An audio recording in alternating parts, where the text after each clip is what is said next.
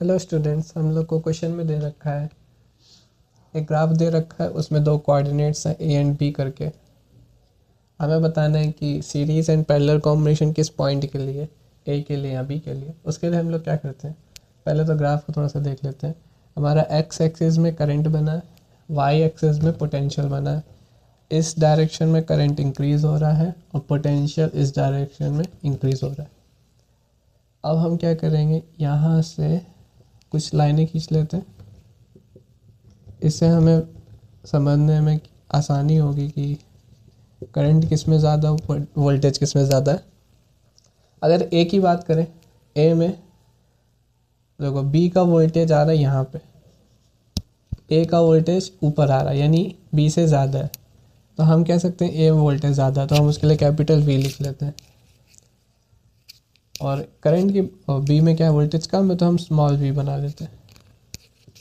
ठीक, अब बात करते करंट की, तो ए में करंट यहाँ पे है ना, बी में करंट यहाँ पे आ रहा है। बी में करंट ज़्यादा है ए से, तो हम बी के लिए कैपिटल आई लिख देते हैं और ए के लिए स्मॉल आई बना देते हैं। ठीक, इतना करने के बाद आपको क्या करना है, ओम्स लॉ लगाना है। V is equals to I R. अगर I को इधर भेज दे तो V I is equals to R हो जाएगा। ठीक, इस रिलेशन से हमें क्या पता चलता है कि जो वोल्टेज है वो डायरेक्टली प्रोपोर्शनल है रेजिस्टेंस के, यानी ये दोनों सामने सामने, तो डायरेक्टली प्रोपोर्शनल। डायरेक्टली प्रोपोर्शनल में होता क्या है, अगर एक भी चीज़ इंक्रीज होती है, जैसे वोल्टेज इंक्रीज होगा तो रेजिस्टेंस भी हमारा इंक्रीज होगा। इसको कहते हैं डायरेक्टली प्रोपोर्शनल होना। करंट कैसा है, अपॉन में, यानी इन्वर्सली प्रोपोर्शनल है। इन्वर्सली प्रोपोर्शनल वाले केस में उल्टा होता है। अगर ये वाली जो क्वांटिटी जैसे करंट है इंक्रीज होएगी तो रेजिस्टेंस कम हो जाएगा, अगर आई इंक्रीज होगा तो रेजिस्टेंस कम हो जाएगा, और अगर आई कम हुआ तो रेजिस्टेंस बढ़ जाएगा। ठीक, ये आपको देखो कुछ चीज़ें नोटिस ये सब आनी चाहिए। पहला तो ग्राफ में आपको ये थोड़ा सा समझना पड़ेगा कि किस प्लॉट जो ए और बी प्लॉट करके दिए, किस में करंट ज़्यादा है, किस में वोल्टेज ज़्यादा है। ठीक, दूसरा ओम्स लॉ का ये वाला रिलेशन थोड़ा कि वी डायरेक्टली प्रोपोर्शनल है रेजिस्टेंस के और आई जो है इन्वर्सली प्रोपोर्शनल है रेजिस्टेंस के। इससे होगा क्या, अगर हम बात करें अब अपने प्लॉट ए की, जो ए कोऑर्डिनेट है उसकी, तो उसमें क्या है, वी कैपिटल है यानी ज़्यादा है ना। आई कैसा है, स्मॉल है यानी आई क्या है, कम है। अभी यहाँ पे बात की थी कि अगर वोल्टेज बढ़ता है तो रेजिस्टेंस के साथ क्या होगा, वो भी बढ़ेगा, है ना। और आई अगर कम होगा तो रेजिस्टेंस भी हमारा बढ़ जाएगा। तो आर क्या हुआ, एक तो वोल्टेज की वजह से बढ़ा, ऊपर से रेजिस्टेंस की वजह से भी बढ़ा।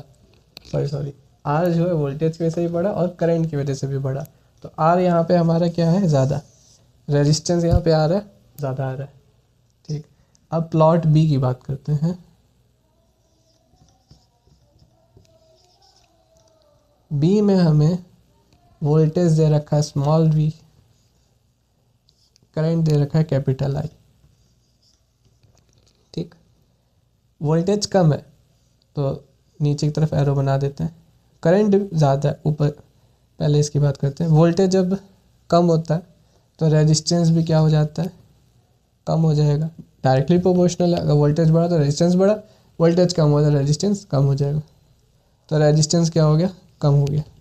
करंट क्या हुआ, करंट कैपिटल आई है यानी कि करंट बी में ज़्यादा है, तो रेजिस्टेंस क्या होगा, अगर करंट ज़्यादा है तो रेजिस्टेंस और कम हो जाएगा। इसमें हमारा रेजिस्टेंस आ रहा ज़्यादा ए में बी के मुताबिक। तो जिस प्लॉट में भी आपको या फिर जिस कोऑर्डिनेट में भी आपको करंट रेजिस्टेंस ज़्यादा मिल रहा है, वह रेजिस्टेंस आपका सीरीज़ कॉम्बिनेशन दिखाता है, और जिसमें भी रेजिस्टेंस आपको कम आ रहा होता है वह रेजिस्टेंस आपका पैरेलल कॉम्बिनेशन दिखाता है। आपको ये सब करने की ज़रूरत नहीं है, आपको बस बेस समझ लेना है जब आप ग्राफ में ये करोगे ऐसे प्लॉट, है ना, तो आप डायरेक्ट समझ जाओगे कि इसमें रेजिस्टेंस ज़्यादा आ रहा है। आपको बस वही नोटिस करना है वी और आई कितना कितना आ रहा है। ठीक, अगर बात करें एग्जांपल की, है ना, एक एग्जांपल की अगर बात करें, जैसे सपोज आपको दो रेजिस्टेंस दिए, एक 5 ओम का, एक 10 ओम का। सीरीज़ में अगर लगा दें तो क्या होगा, 5 + 10 हो जाएगा। डायरेक्ट जोड़ देते हैं सीरीज़ में तो कितना आया, 15 ओम, यानी ज़्यादा।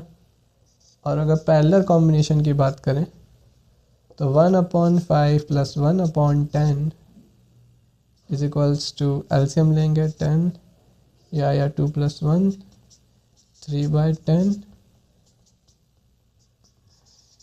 1/r की वैल्यू 3/10, रेसिप्रोकल कर देंगे तो 10/3, काटेंगे तो कितना आएगा, 3.3 ओम आ जाएगा हमारा, है ना। देखो सीरीज़ में लगाए तो रेजिस्टेंस ज़्यादा, पैरेलल में लगाए तो रेजिस्टेंस कम, है ना।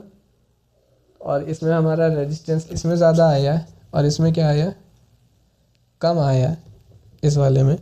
तो यानी ये वाला कॉम्बिनेशन किसका एग्जांपल है, सीरीज़ का, और ये वाला कॉम्बिनेशन हमारा पैरेलल कॉम्बिनेशन का एग्जांपल है।